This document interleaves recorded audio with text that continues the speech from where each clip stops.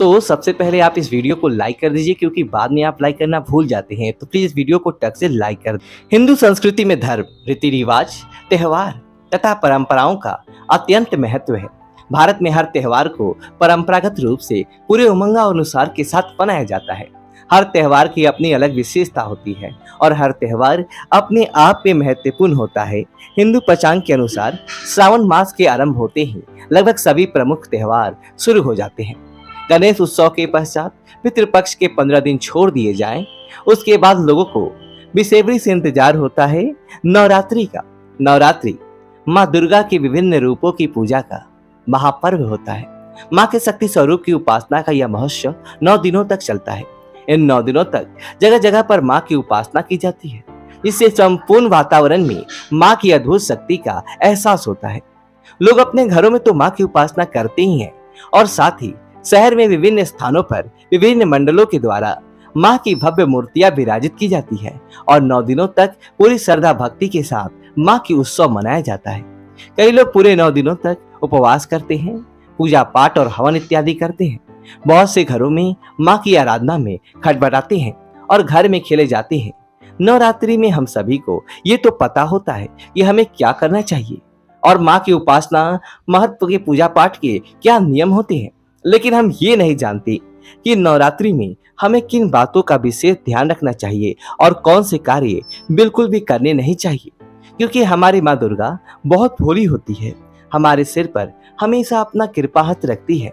हमारे दिल से की गई श्रद्धा भक्ति से वह जल्दी ही हमारे ऊपर प्रसन्न हो जाती है और हमारी छोटी छोटी गलतियों को माफ भी कर देती है। लेकिन हमारी कुछ ऐसी गलतियां भी होती है जिन्हें माँ चाहकर भी माफ नहीं कर पाती और इसके दुष्परिणाम हमें भुगतने पड़ते हैं। तो आज हम उन्हीं बातों पर ध्यान केंद्रित करेंगे जो हमें नवरात्रि में भूल से भी नहीं करनी चाहिए, ताकि माँ हमसे नाराज ना हो जाए। तो चलिए देखते हैं वे कौन से कार्य हैं। पर उससे पहले आपने चैनल को सब्सक्राइब नहीं किया है तो इसे सब्सक्राइब कर लीजिए और अपने दुर्गा माँ को सच्चे मन से मानते हैं तो कमेंट में जय माँ दुर्गा अवश्य लिखिए। वीडियो पसंद है तो एक लाइक जरूर कर देना। पहली बात, सबसे पहले तो आप ये जान ले कि नवरात्रि शक्ति की उपासना और सम्मान का पर्व होता है। नवरात्रि में माँ विभिन्न रूपों में इस संपूर्ण सृष्टि में विचरण करती है। नवरात्रि में लोग माँ का आह्वान करते हैं और अपने घरों में माँ को बुलाना चाहते हैं, तो माँ भी उन घरों में जाना पसंद करती है जिन घरों में उनका स्वागत उचित तरीके से किया जाता है। जिस घर में अनावश्यक कलह और वाद विवाद, माँ वहां पर कभी नहीं जाएगी। इसलिए विशेष रूप से इन 9 दिनों में अपने घर का वातावरण आनंदमय रखिए और झगड़ा और कलह से दूर रहें। माँ की उपासना में प्रसन्न चित्त से करनी चाहिए। दूसरी बात, अपने घर में कभी भी किसी भी महिला या कन्या का अपमान न करे और ना ही उनके साथ दुर्व्यवहार करे। जिन घरों में महिलाओं का अपमान होता है, चाहे आप कितने भी पूजा पाठ कर ले, लेकिन माँ दुर्गा आपके घर में कभी प्रवेश नहीं करेगी। इसलिए 9 दिनों के दौरान भूल से भी अपने घर की महिलाओं का या कन्याओं का या अपने माताओं का अपमान न करें। तीसरी बात, नवरात्रि के 9 दिनों तक चमड़ा या चमड़े की बनी हुई किसी भी वस्तु का उपयोग न करें। ये शास्त्रों की दृष्टि से वर्जित है। जीवों को निर्दयता से मारकर उनके चमड़े से बनी हुई वस्तुओं का उपयोग करने से माँ रुष्ट हो जाती है। माँ इस संसार की सभी प्राणियों पर प्रेम करती है। सभी प्राणी माता को अत्यंत प्रिय है। इसलिए 9 दिनों के दौरान किसी भी प्रकार के जीव की हत्या भूल से भी ना करें। चौथी बात, नवरात्रि के 9 दिनों तक नाखून काटना या बाल कटवाना वर्जित माना गया है।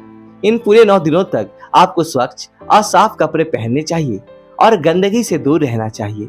पांचवी बात, नवरात्रि के 9 दिनों तक मांसाहार ना करे और ना ही मद्यपान करे। यह स्वास्थ्य की दृष्टि से तो नुकसानदायक होता ही है, साथ ही नशा करने वालों से माँ हमेशा दूर रहती है।